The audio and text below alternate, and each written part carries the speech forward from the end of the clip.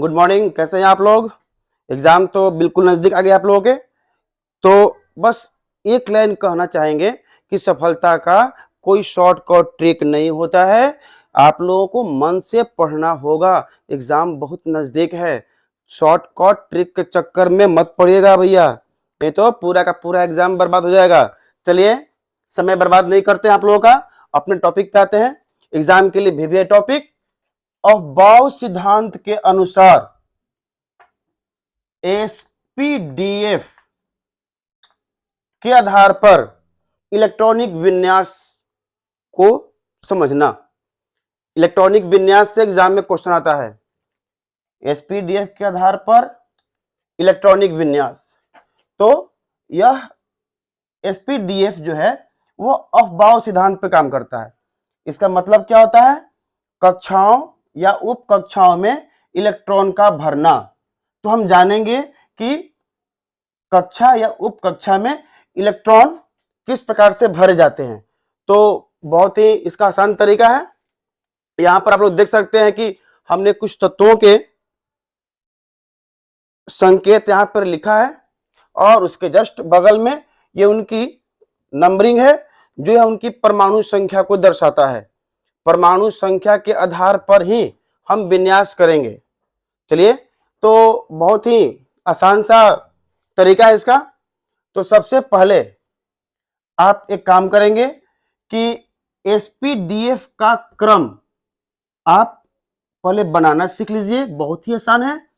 तो सबसे पहले हम यहां पर 1s, और हाँ एक चीज और, यदि आप लोग इसका डिटेल स्टडी चाहते हैं तो उसका भी एक वीडियो है।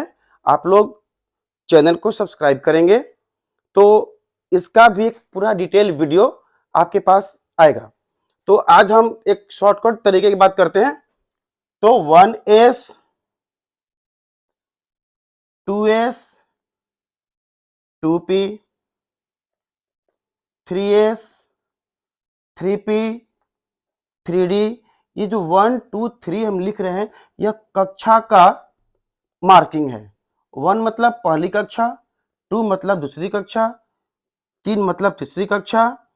तो पहली कक्षा में एक उप कक्षा तो 1s, दूसरी कक्षा ये हो गया कक्षा उप कक्षा के एल एम, एल में दो उप कक्षा 2s 2p, एम में तीन उप कक्षा 3s 3p 3d, 3s 3p 3d।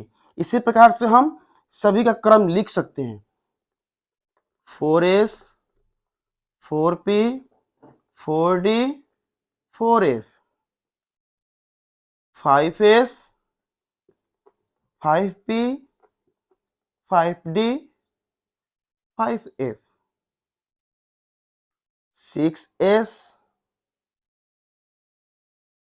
6p 6d 6f। आगे भी हम लोग कर सकते हैं। 7s 7p 7d 7f। यहां तक करने के बाद आप लोग एक चीज और नोट कर लीजिएगा कि इस उप कक्षा में अधिकतम 2 इलेक्ट्रॉन रह सकते हैं। यह इलेक्ट्रॉन का संख्या है। p में 6, d में 10 और f में 14 इलेक्ट्रॉन अधिकतम रह सकते हैं। s में 2, p में 6, d में 10, f में 14। तो अब इन उप कक्षाओं का हमें क्रम लिखना है। तो बहुत ही आसान है, अभी इनका कोई काम नहीं है। चलिए, अब हम एरो मार्क से इनका क्रम जानने का प्रयास करेंगे। तो 1s, इसके बाद 2s, फिर ये गया एरो मार्क, ये एरो मार्क, यहां से फिर इस तरह से हम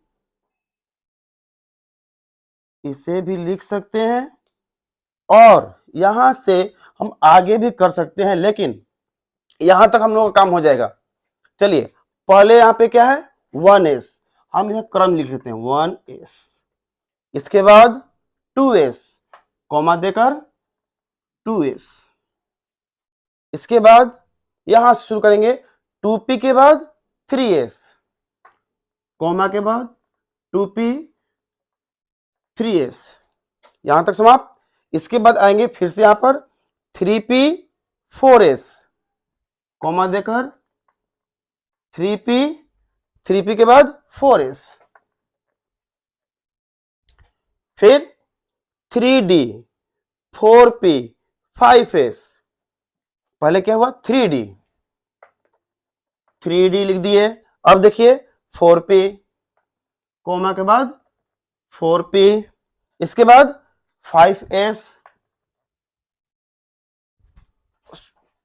5s। चलिए आगे भी हम ये क्रम यहां से 4d 5p 6s सब नोट कर सकते हैं। तो इतना पर हम लोगों का काम हो जाएगा। अगर इतना हम लोग देख लेते हैं तो बिहार मैट्रिक एग्जाम में आप कम से कम 1 से लेकर के 20 तक के तत्वों का इलेक्ट्रॉनिक विन्यास एसपीडीएफ पर बड़ी ही आसानी से लिख सकते हैं। चलिए हम बात करते हैं अगर हाइड्रोजन की, जिसकी जितनी परमाणु संख्या उसमें उतने ही इलेक्ट्रॉन होंगे, ये तो आप लोग जानते होंगे। चलिए अगर हम बात करें हाइड्रोजन का, हाइड्रोजन का इलेक्ट्रॉनिक विन्यास लिखना हो तो हाइड्रोजन में इलेक्ट्रॉन की संख्या 1, पहला क्रम पे है 1s, तो 1s लिख देंगे।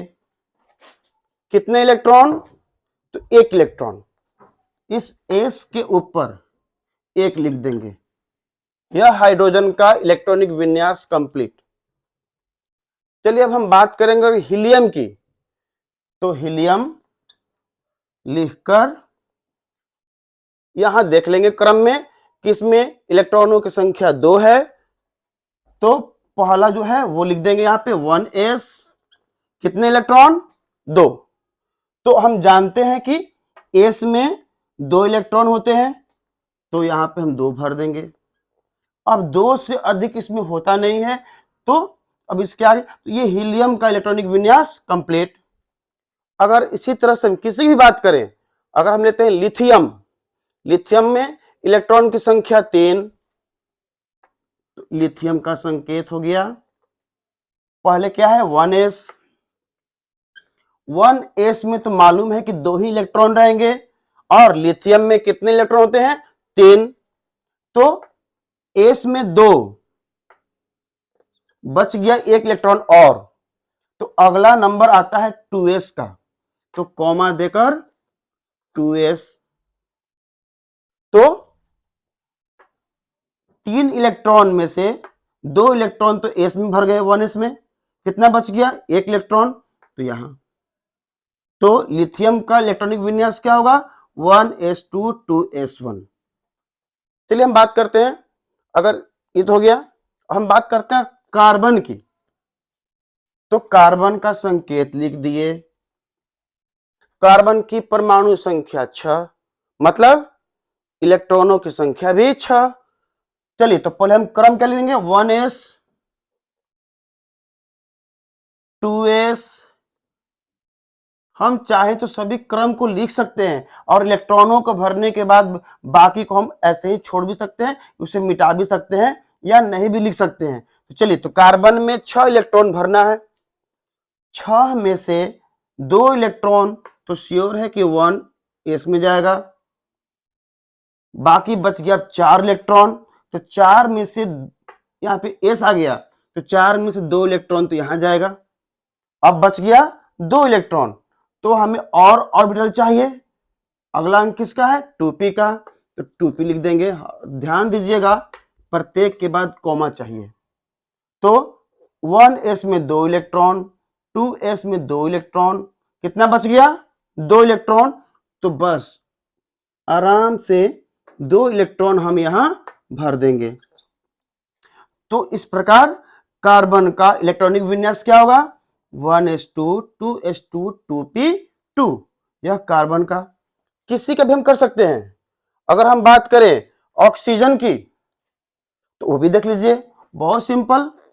ऑक्सीजन का संकेत परमाणु संख्या 8। तो आइए यहां से क्रम शुरू करेंगे हम लोग। 1s 2s 2p। देखिए यहां से कार्बन को देखिए, अगर 6 इलेक्ट्रॉन भरना था तो 1s2 2s2 2p2, तो कम से कम हम 2p तक लिखेंगे जरूर। तो 8 इलेक्ट्रॉन भरना है, 1s में 2, 2s में 2 इलेक्ट्रॉन। अब देखिए p में अधिकतम 6 इलेक्ट्रॉन रह सकता है, लेकिन अब ऑक्सीजन के पास कितना बच गया, 2 यहां भर गया, 2 यहां हो गया, 4 इलेक्ट्रॉन तो भर गए, बाकी बच गए अब 4 इलेक्ट्रॉन। तो अभी और p में 6 भर सकते हैं, लेकिन कितना बच रहा है इलेक्ट्रॉन, 4। तो यहां पर हम 4 लिख सकते हैं। तो 1s2 2s2 2p4 यह ऑक्सीजन का इलेक्ट्रॉनिक विन्यास हो गया। तो इसी आधार पर हम सभी तत्वों का इलेक्ट्रॉनिक विन्यास कम से कम 20 तक का, 20 के बाद आगे भी हम लोग कर सकते हैं, उसके लिए भी कुछ अलग से नियम होंगे, लेकिन हम लोग मैट्रिक एग्जाम के लिए 20 तक हम लोग को याद करना बहुत जरूरी है। और आप लोग इसे देख सकते हैं, और इसी आधार पर आप सभी का भी इलेक्ट्रॉनिक विन्यास बड़ी ही आसानी से लिख सकते हैं। तो चलिए हम उम्मीद करते हैं कि बाकी तत्वों का इलेक्ट्रॉनिक विन्यास आप बड़ी ही आसानी से लिख लेंगे। वीडियो अच्छा लगे तो कमेंट करिएगा। Thank you.